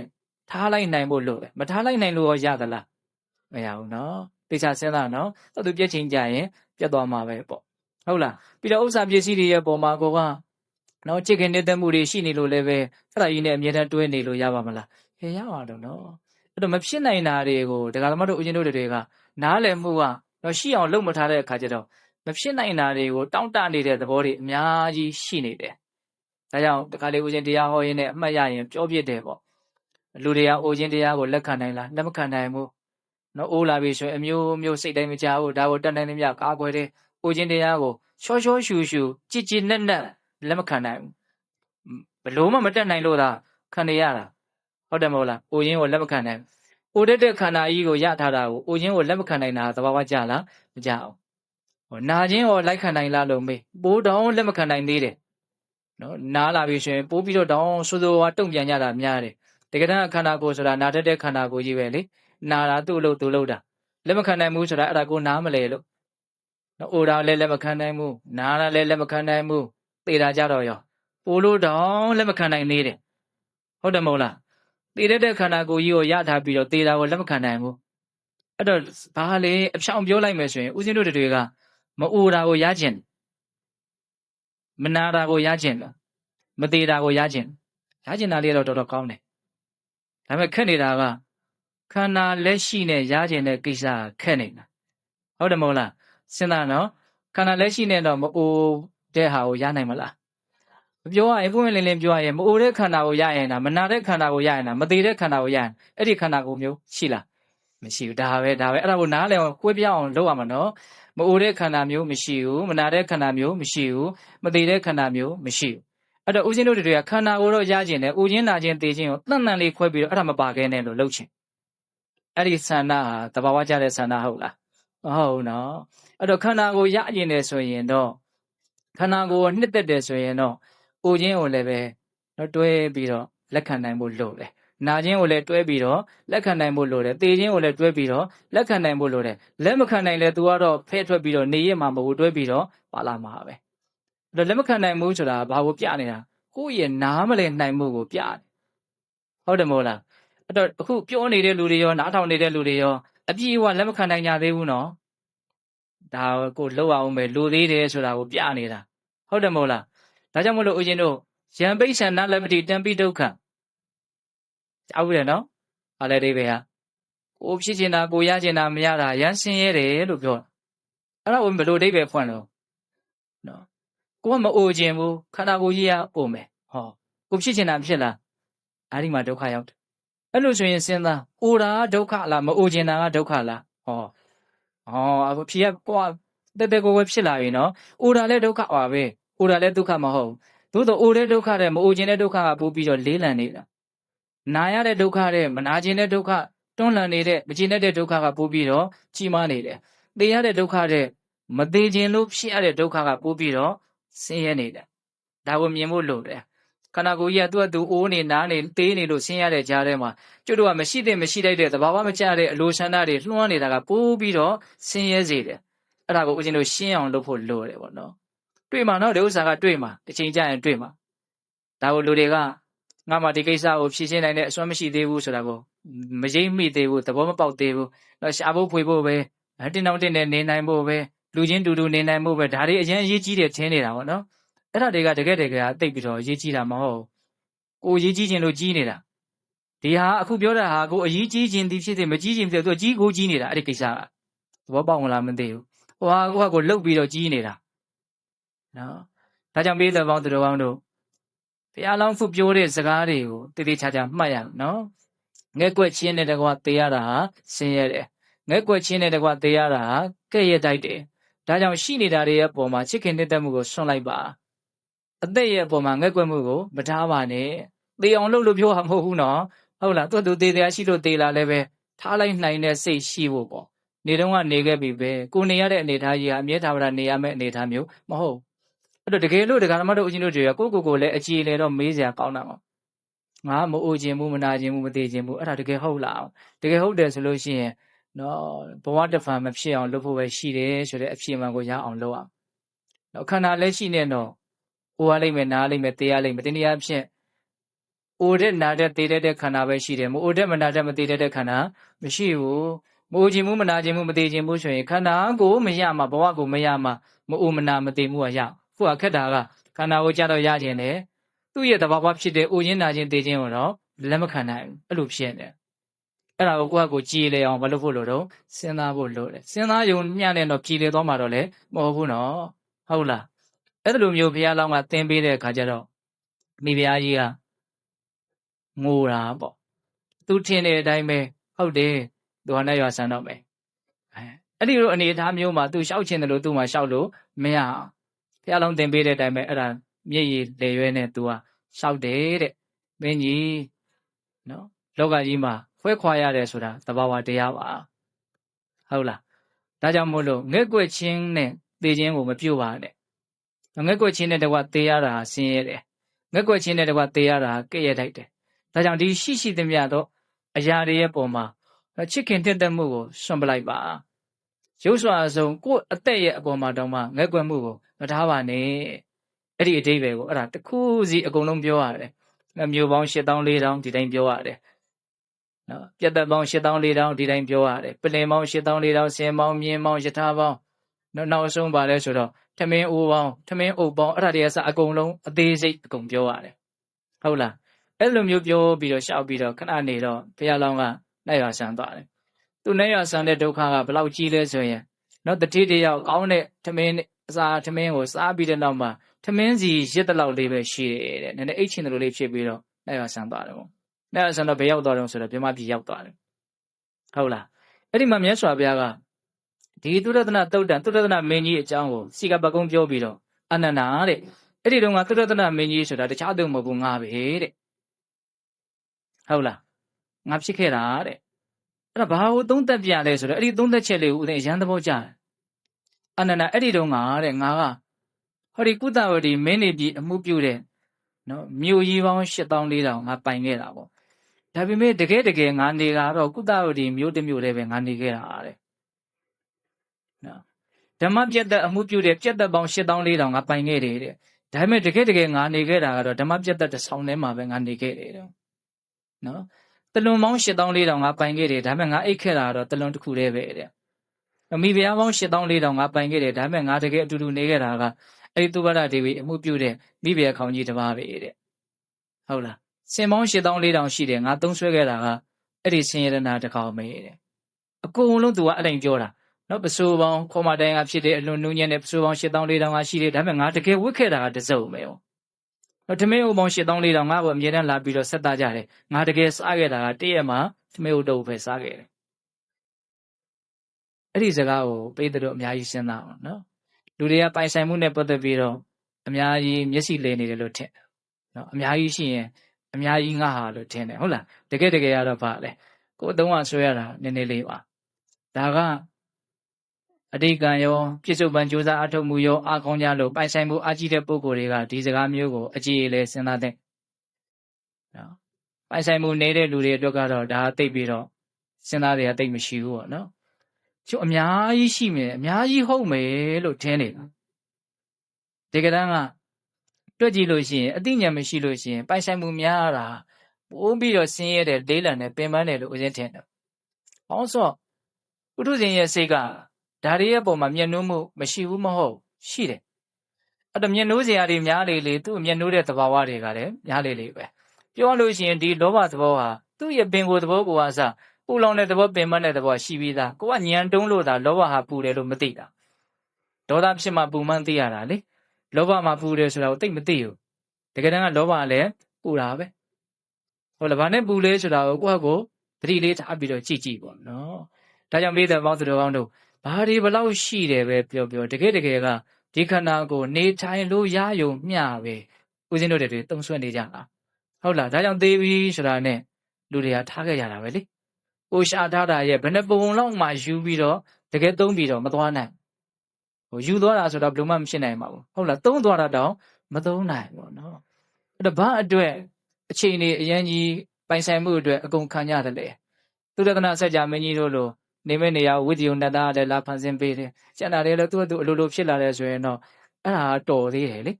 ဟုတ်တယ်မဟုတ်လားသူဘုံကံရှိလို့အလိုလိုကိုရလာတာဘဝတထေးတွေရဲ့အိမ်ကိုအလိုလိုဝင်စားပြီးတော့တထေးသမီးတထေးသားဖြစ်တာဘလောက်ပိုင်မယ်ဘလောက်သုံးအဲ့ဒါကိစ္စမရှိကိုသုံးမဲ့ဟာကိုရှားတဲ့ကိစ္စကတော့ဘာမှထင်ကြီးတယ်မရှိဟုတ်လားဒါဥစဉ်ကတော့ရိုးလေးစဉ်းစားကြည့်တော့ဒီနေ့က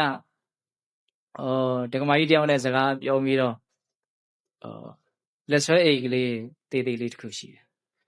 $30လောက်တန်တယ်ဟာ$30လောက်ကိုလည်းဘာမှမသိဘူးလေအဲ့ဒီတပတ်ကလေးတစ်ခုကတပတ်ကဘယ်လောက်တန်လို့ဆိုတပတ်က3သိန်းလောက်ဘာတန်တာလဲဘာတန်တာလဲဆိုအဲ့ဒီအယ်လင်ဘူီဆိုတာလေးကတန်တာတဲ့အယ်လင်ဘူီကဘာလဲလို့မေးရသေးတယ်အဲ့ဒီမှာဟုတ်လားအဲ့တော့လူတွေကကိုယ့်အကိုတော့လဲတယ်ထင်းနေတာပေါ့လေဟုတ်လားကိုယ့်အကိုတော့လဲတယ်ထင်းနေကြတာပေါ့နော်ဒါပေမဲ့ဟုတ်ပါတယ်လဲတော့လဲနေကြတာပဲဟုတ်လားနော်အဲ့တော့ဘယ်ရောက်ကုန်ပြီရောစကားတွေကဘာတွေဘလောက်ပဲရှိတကယ်တမ်းကဘာလဲနော်ဝါယုံပြင်စားလို့မရဘူးလှယုံပြင်ဝတ်လို့မရဘူးနော်ဒီတိုင်းလေးတော့တကယ်ခန္ဓာကိုယ်ရဲ့လိုအပ်ချက်ကတိတိလေးလောဘရဲ့လိုအပ်ချက်ကအကြီးဖြစ်နေတာဒါပေမဲ့တရားဓမ္မတို့ဆိုရင်အဲ့ဒီနှစ်ခုကိုမသေးကွဲဘူးဟုတ်တယ်မဟုတ်လားလောဘရဲ့လိုအပ်ချက်ကိုခန္ဓာကိုယ်ရဲ့လိုအပ်ချက်လို့ထင်နေတာအဲ့ဒီမှာအကျင့်နဲ့ယုံနေကြတာပေါ့လေဟုတ်လားယုံလည်းပြီးရပါတော့ထားခဲ့ပေါ့ဒါပဲအဲ့တော့လူရည်လေဖို့လိုတယ်ဒါပြောချင်တာပါဦးစင်ကတစ်လုံးနဲ့မများဘူးနော်လူရည်လေဖို့လိုတယ်ဟုတ်လားကိုတော့လူရည်လေတယ်ထင်နေတာအဲသေမှလူအဖြစ်နေသေကြတာဟုတ်လားဘလောက်ကြံခဲ့တယ်ဘာတွေဖြစ်ခဲ့တယ်ပြောယုံမြပဲလေပြီးတော့လည်းပြီးသွားရောဟုတ်လားဒါကြောင့်မသေးခင်လေးမှာပိုင်ဆိုင်မှုအတွက်နဲ့တော့အရင်ကြီးမကြိုးစားသင့်ဘူးလို့ထင်တယ်ဘာအတွက်ကြိုးစားသင့်လို့ဒီစကားပြောရတာလဲဆိုတော့လို့ဘူးဆိုရင်တော့ပိုင်ဆိုင်မှုအတွက်ကြိုးစားတာတွေပဲရှိပါတယ်တောက်စားမှုယူနေမှနဲ့ဆိုင်တော့အခုကဘာကိုရည်ညွှန်းတာလဲဆိုတော့သိဖို့အတွက်အချိန်တွေကိုအသုံးချသင့်နော်ရှိဖို့အတွက်အသုံးချတာတဲ့သိဖို့အတွက်အချိန်တွေကိုအသုံးချသင့်တယ်အဲ့ဒါကပို့ပြီးတော့လောကကျိုးနဲ့တယ်လို့ပြောခြင်းအချိန်တွေကိုလကားနေဖို့ပြောတာမဟုတ်ဘူးနော်ရှာတော့ရှာပေါ့သို့တော့ထားခဲ့ရမယ့်အရာတွေအတွက်ရှာတာတဲ့ကိုယ်အည်အသွေးလို့ဆိုတဲ့ကိုယ်နဲ့တဘာတည်းဖြစ်သွားမယ့်အရာကိုရှာလိုက်ရတာကပို့ပြီးတော့အဓိပ္ပာယ်လည်းရှိတယ်တန်ဖိုးလည်းရှိဟုတ်တယ်မဟုတ်လားကိုတရားထိုင်နေဆိုတာလည်းဘာရှာအသိဉာဏ်ရှာတာပဲနော်အသိဉာဏ်ရှာတယ်မရသေးခင်မရဘူးရမှရသွားတယ်အဲ့လိုမဟုတ်ဘူးအမြဲတမ်းနည်းတော့ရနေတယ်သဘောပေါက်လားမသိဘူးမဉ္ဇဉ်ဘုံဉာဏ်ကြီးရမှရမှာမဟုတ်ဘူးနော်မဉ္ဇဉ်ဘုံဉာဏ်ကြီးကသူ့သူဘွားနဲ့ထားပြီးတော့ရတာမဟုတ်သူ့သူအည်သွေးပြည့်သွားမှရမယ်ကိစ္စဟုတ်လားဒါကြောင့်ရှာတိုင်းရနေတယ်ဆိုတာကိုလည်းနားလေရဟုတ်လားဒါကြောင့်သိပြီးတော့မလိုအပ်တဲ့ထားခဲ့ရမယ့်အရာတွေအတွက်လုံလစိုက်ထုတ်တာတဲ့ထားခဲ့စရာမလိုတဲ့တကယ်လဲလိုအပ်တဲ့တန်ဖိုးရှိတဲ့ကိုယ်နဲ့တသားတည်းလို့ဖြစ်သွားမယ့်အရာအတွက်ရှားတာကပို့ပြီးတော့အဓိပ္ပာယ်မရှိဘူးလားရှိတယ်ဒါပြောချင်တာနော်ဒါကြောင့်မလို့မြတ်စွာဘုရားသုံးသပ်ပြတာအာနန္ဒငါအများကြီးပိုင်ခဲ့တယ်ဒါပေမဲ့ငါတကယ်သုံးခဲ့တာလေးကပိုင်ဆိုင်တာလေးရဲ့ဘယ်နှပုံမှမရှိဘူးတကယ်နည်းနည်းလေးပဲအများကြီးစဉ်းစားကြရကောင်းတယ်နော်အဲ့ဒါလိုမျိုးမြတ်စွာဘုရားကနော်ရှင်အာနန္ဒာကိုဗာပြောလို့ဆိုတော့အာနန္ဒာတဲ့သင်္ခါရတရားတွေဆိုတာနော်ဒီအတိုင်းပဲပျက်စီးသွားတဲ့သဘောရှိတယ်ပျောက်ပြက်သွားတဲ့သဘောရှိတယ်မခိုင်မာတဲ့သဘောရှိတယ်အဲ့ဒါကိုဆက်ပြီးတော့မြတ်စွာဘုရားပြောပုံလေးပတ္တနန္ဒသဗ္ဗေတိသင်္ခါရအတ္တိနိရောဓဝိပရိနတအာနန္ဒရှင်းသားအာနန္ဒနော်သဗ္ဗေအလုံးစုံကုန်သောတေသင်္ခါရထိုသင်္ခါရတရားတို့သည်အတ္တ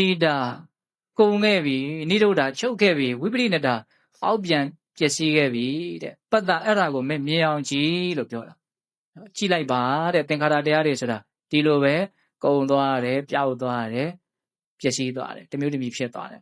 ဘာကြီးဘလို့ပဲလှုပ်ထားတာပြီးရင်တော့သမိုင်းတစ်ခုအနေနဲ့ဒီလိုပဲပျောက်ပြက်သွားမယ်ပေါ့နော်သင်္ခါရတရားတွေပုံဒါတော့နောက်ထပ်ပြီးတော့မြတ်စွာဘုရားရဲ့သုံးသက်ချက်ပေါ့နော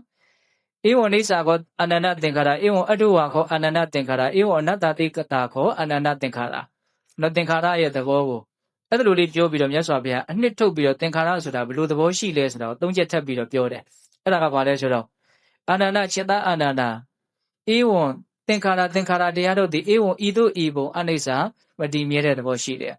ဧဝံဤသို့ဤဘုံအတုဝါမခိုင်မာတဲ့သဘောရှိတယ်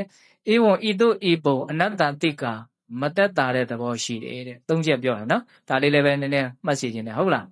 းသင်္ခါရတရားဆိုတာအဲ့ဒါလို့မတည်မြဲတဲ့သဘောရှိတယ်အဲ့ဒါလို့မခိုင်မာတဲ့သဘောရှိတယ်အဲ့ဒါလို့မသက်တာတဲ့သဘောရှိတယ်တဲ့ သင်္ခါရတရားဆိုတာအဓိကကိုယ်ခန္ဓာကိုယ်ကြီးကိုရည်ညွှန်းတာနော်ဒါလည်းပဲဦးဇင်းတို့ရရှိမပြတ်နဲ့နော်သင်္ခါရတရားဆိုတာဘာကိုရည်ညွှန်းတာတော့ဒီခန္ဓာကိုယ်ကြီးရည်ညွှန်းတာဟုတ်လားဒါကြီးဟာပါလေမတည်မြဲတဲ့သဘောရှိတယ်မခိုင်မာတဲ့သဘောရှိတယ်မသက်သာတဲ့သဘောရှိတယ်တဲ့ဟုတ်လားမတည်မြဲတဲ့အတွက်ကြောင့်ကြောက်သွားမှာနော်တစ်ချိန်ကြာတော့ဒီနာမှာကိုဖြစ်ခဲ့တယ်ဆိုတာတော့ဘယ်သူမှမသိတဲ့အနေအထားကိုရောက်သွားမှာဟုတ်လားမခိုင်မြဲတဲ့အတွက်ကြောင့်ပြက်သွားမှာနော်တစ်ချိန်ကြာမသက်သာတဲ့သဘောရှိတဲ့အတွက်ကြောင့်ချမ်းသာဒုက္ခမဟုတ်ဆင်းရဲတယ်ပေါ့ဒါကိုဦးဇင်းတို့အမှန်တရားတွေကိုမြင်အောင်ကြည့်ဖို့လိုတယ်နော်အဖြေကတော့မြတ်စွာဘုရားတော့ထုတ်ပြသွားတာပဲကိုကမြင်အောင်လုပ်ဖို့ပဲလိုတယ်ပေါ့နော်အနေစာအတူဝအနတ္တတိကမတည်မြဲသောမခိုင်မာသောမသက်သာသောတဘာဝတရားပါလားလို့ကိုနားလည်ဖို့လိုတာပေါ့ဟုတ်လားအဲ့လိုပြောပြီးတော့မြတ်စွာဘုရားဗာမင်းရှိတုံဆိုတော့ယာဝင်ရှိတဲ့အာနန္ဒအလမေဝတပ္ပသင်္ခါရေတုနိဗ္ဗိန္တိတုံအလံဝိရိစိတုံအလံဝိမု ရှိတုံနော်အာနန္ဒတဲ့အဲ့ဒါကြောင့်မို့လို့ဒီအလုံးစုံသောသင်္ခါရတရားတွေရဲ့ပုံမှာညီးငွေခြင်းကသင်လာပြီတဲ့တပ္ပသင်္ခါရေတုအလုံးစုံသောသင်္ခါရတရားတို့ရဲ့ပေါ်၌နိဗ္ဗိန္တိတုံညီးငွေခြင်းကအလမေဝသင်လာသည်သာဒီ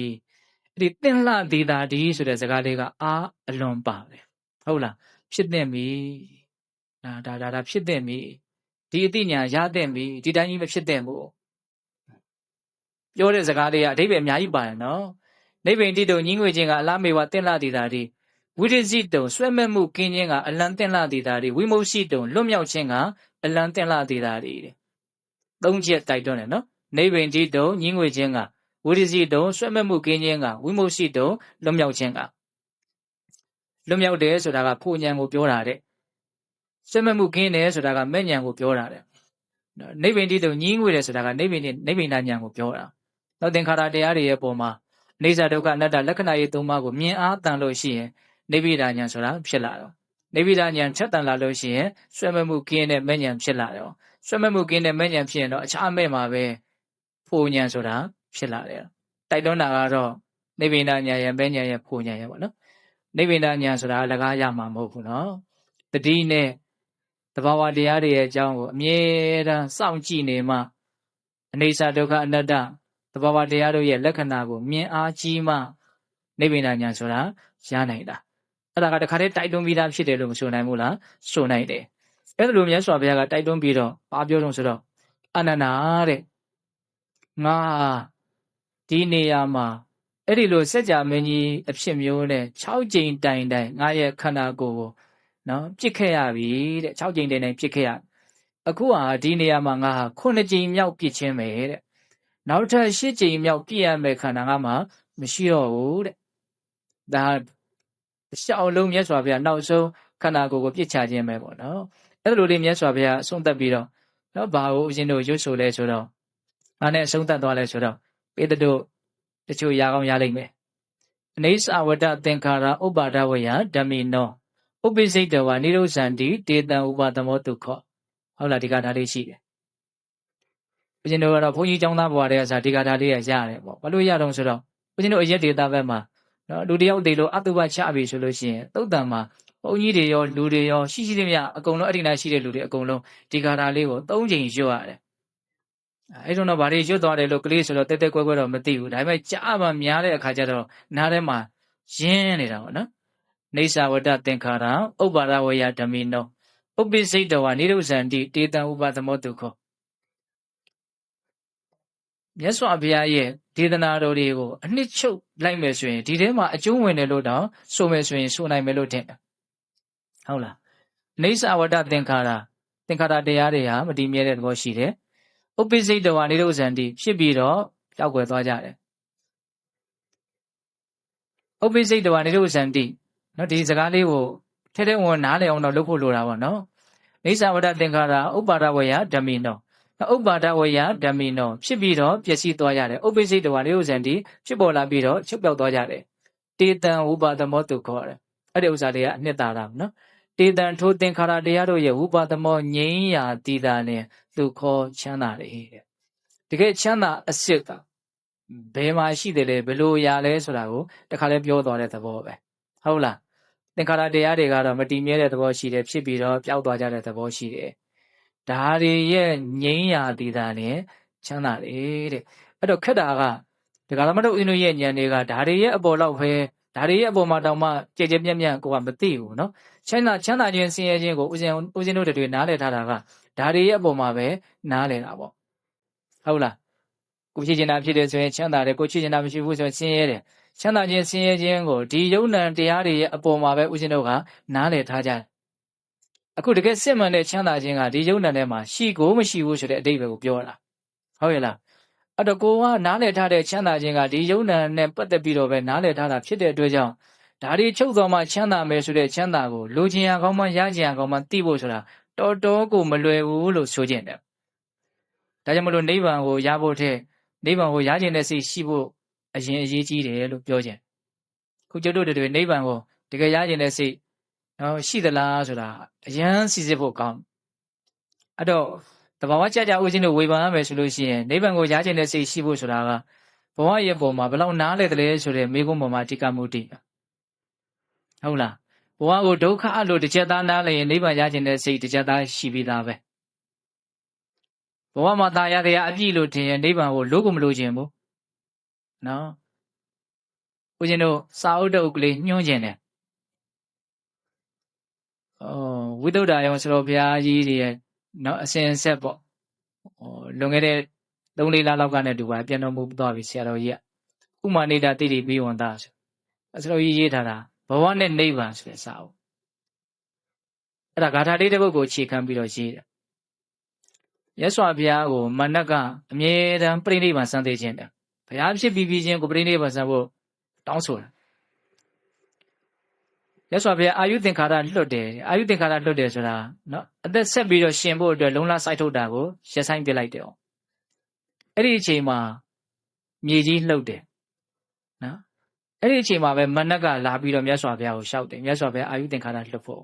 အဲ့တော့မြတ်စွာဘုရားငါအာယုသင်္ခါရလွတ်လိုက်ပြီမင်းငါပြိဋိဘံစံဖို့အတွက်ဘာမှကြောက်ကြဆိုင်မနေနဲ့နော်အဲ့ဒီအချိန်မှာမြတ်စွာဘုရားဥရန်ကျူးတဲ့ဂါထာလေးတစ်ပုဒ်ရှိအဲ့ဒီဥရန်ဂါထာလေးကိုအခြေခံပြီးတော့အဲ့ဒီစာအုပ်ကိုရေးတာဥရန်ဂါထာလေးရဲ့အဓိပ္ပာယ်ကမြတ်စွာဘုရားဟာတဲ့ဘဝနဲ့နိဗ္ဗာန်ကိုနှိုင်းယှဉ်ပြီးတော့ဘဝကိုဖြစ်စေတတ်တဲ့ကံတရားတွေအကုန်လုံးဖြည့်ဆည်းလိုက်ပြီအဲ့မှာအဓိကစကားလုံးလေးရပါဆိုဘဝနဲ့နိဗ္ဗာန်ကိုနှိုင်းယှဉ်လိုက်တယ်ဘဝကဘာလဲနိဗ္ဗာန်ကဘာလဲနော်အဲ့ဒါလေးကိုအခြေခံပြီးတော့ဆိုကြီးကရေးတာအရန်ကောင်းတယ်ဏိဒန်းလေးအစအရန်လေးစားစရာကောင်းတယ်နော်ဘသူရဲ့အာဘောဘယ်ဟာဟိုမှမှီပြီးတော့ရေးတာမဟုတ်ဘူးတဲ့ဒီသာသနာမှာလာတဲ့ဘုရားဟောတာကိုဖွင့်ဆိုတဲ့တက္ကရာအဲ့ဒါရဲ့ဖွင့်ဆိုတဲ့ဒီကနော်ဒီဗုဒ္ဓသာသနာတွင်မှာပဲရှိတဲ့ဒီစာပေတွေကဟာလွဲလို့ကျန်တာဘာမှသူအမိပြုတ်ထားတာမရှိဘသူရဲ့အယူဆအပေါ်မှာမှီညမ်းမထားတာလည်းမရှိအဲ့ဒီရေးထားတဲ့အကုန်လုံးကတန်တန်လေးပဲအလွန်လဲစနစ်ကြတယ်နော်ဘဝအကြောင်းကိုဝေဖန်ထားတာတဘာဝကြပြီးတော့မှန်ကန်တာကိုတန်ဖိုးထားတဲ့လူမှန်လို့ရှိရင်အဲ့ဒီစာအုပ်ကိုမကြိုက်ဘူးဆိုတာမရှိသေးရအောင်ဦးဇင်းအဲ့လိုပြောချင်တယ်ဟုတ်လားကိုကသဘောကျတော့အမွန့်တင်နေတာတော့မဟုတ်ပါဘူးတကယ်စိတ်ထဲကသဘောကျအဲ့စာအုပ်လေးကိုဝဲပြီးတော့ဖတ်ကြည့်သေးချင်နော်ဘဝနဲ့နိဗ္ဗာန်ဘဝအကြောင်းကိုဘယ်လိုပြောသလဲနိဗ္ဗာန်အကြောင်းကိုဘယ်လိုပြောသလဲအဲ့မှာသူက၄ပိုင်းခွဲပြီးတော့ရေးတယ်ဘဝရဲ့နိဗ္ဗာန်ရဲ့ဘဝကိုဖြစ်စေတဲ့ကံသင်္ခါရရဲ့နိဗ္ဗာန်ကိုရောက်စေတဲ့မက္ခဆိုတဲ့လမ်းရဲ့နော်အဲ့ဒါသူကဘဝရဲ့နိဗ္ဗာန်ရဲ့ကံရဲ့သိက္ခာရဲ့လို့သူတို့၄ပိုင်းပိုင်းသိက္ခာဆိုတာကအကျင့်ဆိုတာမဂ္ဂင်၈ပါးကိုအဓိကရည်ညွှန်းတာပြန်ချုပ်လိုက်ရင်သူကသစ္စာ၄ပါးတဲ့ကိုပြန်ပြီးတော့အကျုံးဝင်သွားဘဝကဒုက္ခသစ္စာကံကသမုဒယသစ္စာနိဗ္ဗာန်ကនិရောဓသစ္စာသိက္ခာကမဂ္ဂသစ္စာဖြစ်တယ်အလွန်အနှစ်သာရရှိတယ်နော်တအုပ်သေးနဲ့နော်လေးနေတဲ့အကြောင်းအရာတွေကိုအများကြီးဘုဒ္ဓတရှိသိရအဲ့လိုစာကောင်းပေကောင်းတွေကိုနော်ရွေးချယ်ပြီးတော့ဖတ်နိုင်ဖို့လိုတယ်ပေါ့နော်ဘယ်ရောက်ကုန်ပြီတော့တရားစကားကနော်အဲ့တော့မြတ်စွာဘုရားနောက်ဆုံးဏိဂုံးချုပ်ဟောတဲ့ဂါထာလေးဟုတ်လားသင်္ခါရတရားတွေဆိုတာကတော့ဗာလဲဖြစ်ပြီးရင်ပြတ်သွားတာပဲသူဘာကြီးပြောရရုံမျှပဲပေါ့နော်ဒါကြောင့်တကယ်ချမ်းသာအစစ်မှန်ဆိုတာအဲ့ဒါတွေငြိမ်းသွားမှချမ်းသာတယ်တဲ့တော့ဦးဇင်းတို့တွေဒီဂါထာကိုနားလည်ဖို့ဆိုတာမလွယ်သေးဘူးနော်ဦးဇင်းကလည်းအခုပြောရုံပဲပြောလိုက်နိုင်နားလည်တာမဟုတ်ဒကာကြီးဒီမကြီးများလည်းကြားုံပဲကြားလိုက်တယ်လို့ဦးဇင်းထင်တယ်ဟုတ်လားဒါအထင်သေးတာမဟုတ်ဘူးနော်ထဲထဲဝင်ဝင်သိဖို့ဆိုတာ မလဲဒီသင်္ခါရတွေငြိမ်းရချမ်းသာတယ်ဆိုတာကိုတကယ်သိဖို့လွယ်မလားနော်ကိုသိတာကဘာလဲကိုသိတဲ့ချမ်းသာကဘာလဲမြင်ရင်လေးမြင်ရရင်ကြားရင်လေးကြားရင်စားရင်လေးစားရင်တွေးရင်လေးတွေးရရင်စိတ်တိုင်းကြအနေချမ်းသာတယ်လို့ထင်နေတာဟိုကအဲ့ဒါတွေချုပ်သွားမှချမ်းသာတယ်လို့ပြောတာဟုတ်လားဒါကြောင့်ပုထုဇဉ်တွေကချမ်းသာလို့ပြောတာကိုအရိယာတွေကဆင်းရဲလို့နားလေတယ်တော့အရိယာတွေကချမ်းသာလို့ပြောတာကိုပုထုဇဉ်တွေကဆင်းရဲဆိုပြီးကြောက်တယ်လုံးဝဖြောင်းဖြောင်းကြီးဆန့်ကျင်နေတယ်ဆိုတာကိုနားလည်ဖို့လိုရနော်အဲ့တော့ဒီလိုအမြင်မှန်တွေကိုရအောင်အတွက်ဘာလို့ဖို့လိုတော့ဒီခန္ဓာရဲ့အကြောင်းဒီဘဝရဲ့အကြောင်းကိုအများကြီးသိအောင်ကြိုးစားဖို့လိုတယ်အခုပြောနေတဲ့အကြောင်းအရာတွေကိုတကယ်ထဲထဲဝင်နားလည်သဘောပေါက်စေခြင်းနဲ့ပေါက်ချင်တယ်ဆိုရင်လုံးရမယ့်အလုပ်ကအများကြီးတော့မဟုတ်ဘူးတတိပဋ္ဌာန်ဘာဝနာကိုစွတ်သွင်းမြဲပွားများခုပြောတဲ့လေးနေတဲ့အကြောင်းအရာတွေကိုတစားပြီးတစားတစ်ခုပြီးတစ်ခုပို့ပြီးတော့ရှင်းလာလိမ့်မယ်လင်းလာလိမ့်မယ်နားလည်လာလိမ့်မယ်ပေါ့နော်ဟုတ်လားဒါကြောင့်တချို့တရားတွေနားတဲ့အခါမှာနားလည်မှုရှိအောင်အဓိကအားစိုက်ရမှာပေါ့နော်နားမလည်ဘဲနဲ့ဝါတာတာလွတ်မပြစ်လိုက်တော့နားမလည်သေးရင်အဲ့ဒီဥစ္စာကိုမှတ်ထားတေးထားနားလည်နိုင်တဲ့လူကိုမေးဒါမှတကယ်အသိဉာဏ်ကမြင်မြန်ဆန်ဆန်တိုးတက်မှာနော်စောတော့ကတကလေးတယောက်ဘုံဘုံကိုလာပြီးတော့ရှောက်တယ်တော့တရားတရားကတက်လိုက်ကြလိုက်ဖြစ်နေလို့တဲ့ဘယ်လိုလုပ်ရမလဲတဲ့အလွန်ကောင်းတဲ့မေးခွန်းပဲနော်ဒီသူတော်ကောင်းအလုပ်တွေကိုလုပ်ချင်တဲ့အခါရှိတယ်ထက်ထက်တန်တန်လုပ်ချင်တယ်မလုပ်ချင်တဲ့အခါမလုပ်ချင်ဘူးဒါလူတိုင်းဖြစ်တဲ့သဘာဝပဲအဲ့တော့တရားတက်ချင်ရင်ဘုရားကတော့နီလန်ပေးထားပြီးသားလို့အရန်တော်တဲ့သူတော်ကောင်းစိတ်ရှိတဲ့အရန်မြင့်မြတ်တဲ့လူတွေကိုပေါင်းတဲ့ဟုတ်လားပြီးတော့အရန်အဓိပ္ပာယ်ရှိတဲ့အကြောင်းအကျိုးစီလျော်တဲ့တရားစကားတွေကိုများများနားထောင်ပြီးတော့ကိုယ့်ရဲ့အတွေးကိုအရန်တက်မှတ်မှန်ကန်အောင်ကြိုးစားပြီးရင်သူတော်ကောင်းတရားကိုကျင့်သုံးစာလို့ပြောရရင်တော့တပ္ပုရိသတန်တေဝသူတော်ကောင်းကိုပေါင်းရမယ်တတ္တမတဝနာသူတော်ကောင်းတရားကိုနားထောင်ရမယ်ပြီးတော့ဘာတော့ယောနိသောမနတိကာရအတွေးတွေမှန်ကန်တက်မှတ်ကောင်းမွန်ရမယ်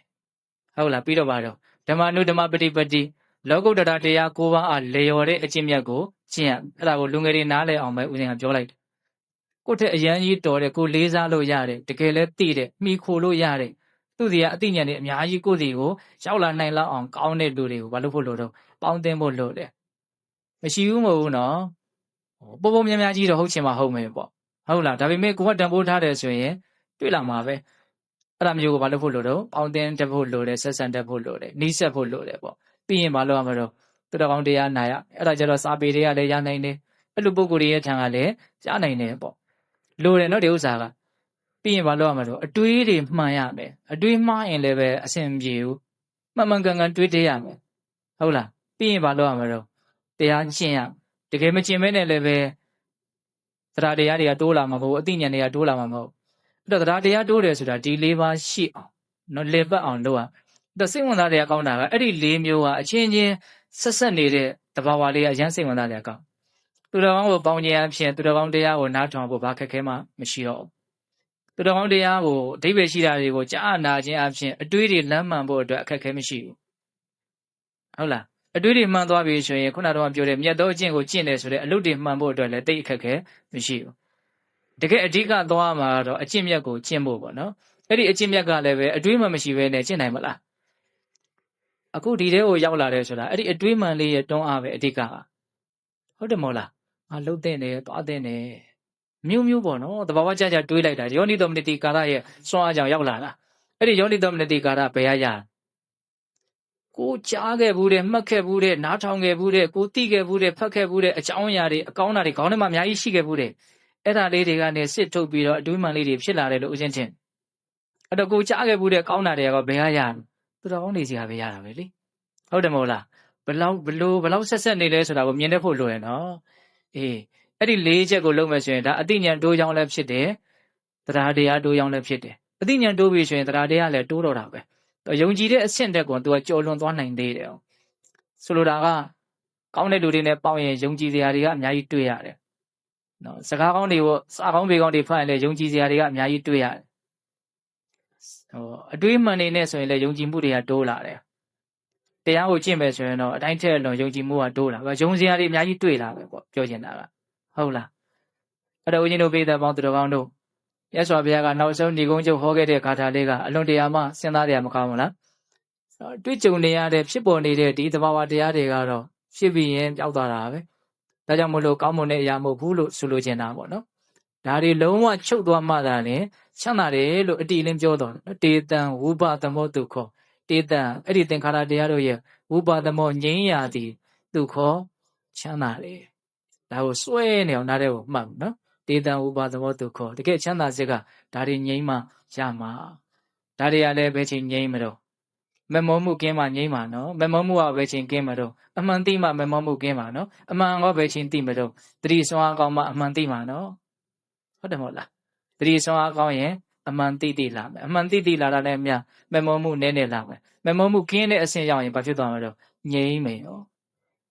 ဒါတွေကတောက်ချင်လို့တောက်နေတဲ့မီးတွေပဲပူနေတာညည်းနေတာမီးတာအထက်ထဲနေတာဟုတ်လားညည်းတာတော့ပူတယ်ညည်းတာပဲလှုပ်တာတော့မီးတောင်အောင်ပဲလှုပ်နေတာလေဘယ်တော့ငြိမ်းနိုင်မလဲမငြိမ်းနိုင်ဘူးနော်ဒါကြောင့်ဒါပါလဲလို့မေးရင်မဟာသုတတနာသုတ်တံဟုတ်လားအဲ့တော့ဦးဇင်းတို့ဟောခဲ့တာအချိန်စေ့ပြီဟုတ်လားနော်အကုန်လုံးပြန်ပြီးတော့အနှစ်ချုပ်ကြည့်မယ်နော်မြတ်စွာဘုရားဒီသုတ်တံကိုဘာကြောင့်ဟောတာတော့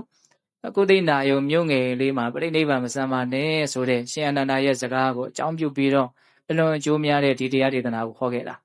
အဲ့ဒီတဲကအဓိကနားလည်ရမှာကဘလောက်ကြီးကျယ်ခန္ဓာမှုတွေဖြစ်ခဲ့သည်ဆိုစေကမှု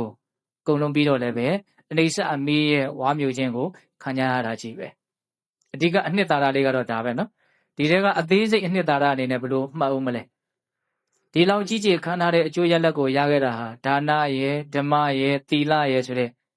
သူတော်ကောင်းတရားကိုကျင့်သုံးခဲ့မှုကြောင့်ရခဲ့တာလို့မြတ်စွာဘုရားကိုယ်တော်လည်းဟောတယ်ဟုတ်လားနောက်ထပ်ဆက်ပြီးတော့မှတ်သားစရာကောင်းတာကဘာလဲငဲ့ကွက်ခြင်းဖြင့်သေခြင်းဟာဆင်းရဲတယ်ငဲ့ကွက်ခြင်းဖြင့်သေခြင်းဟာကဲ့ရဲ့တိုက်တယ်ဒါကြောင့်အားလုံးရဲ့ပုံမှာချစ်ခင်တဲ့မှုကိုစွန့်ပြီးတော့အသက်ရဲ့ပုံမှာငဲ့ကွက်မှုကိုမထားပါနဲ့တဲ့ဟုတ်လားဒါလေးကမှတ်သားစရာကောင်းတယ်နော်နောက်ဆုံးဏိဂုံးချုပ်ကပါလဲသင်္ခါရတရားတွေဟာဒီလိုပဲမတည်မြဲတဲ့သဘောမခိုင်မာတဲ့သဘောမသက်သာတဲ့သဘောရှိတယ်ဒါကြောင့်ဒါတွေငြိမ်းသွားခြင်းတည်တာနဲ့ချမ်းသာတယ်အဓိကအဲ့ဒါပဲနော်ဒါကြောင့်ဘေးသက်ပေါင်းသူတော်ကောင်းတို့သည်မြတ်စွာဘုရားရဲ့အဆုံးအမတွေကိုစွမ်းအားရှိသမျှလိုက်နာကျင့်သုံးပြီးတော့စစ်မှန်တဲ့ချမ်းသာကိုအရယူနိုင်ကြတဲ့သူတော်ကောင်းတွေဖြစ်ကြပါစေလို့ဦးဇင်းတို့ဆန္ဒပြုပြီးတော့ဒီကနေ့ဘေးသက်ပေါင်းသူတော်ကောင်းတို့ကြိုးပမ်းအထောက်ကြရသောဒါနသီလသမာဓိပညာကုသိုလ်ကောင်းမှုအစွတ်တို့ရဲ့စွမ်းတတ္တိကြောင့်ဘုရားတပည့်တော်တို့သည်မဲ့ညာဘုရားမျက်နှိပ်ပံကိုသင်မြန်ထုတ်ချောက်မျက်မှောက်ပြုဝရစေကုန်သောဟုပတ္တနာအောင်စုပြုကြကုန်ရာတည်း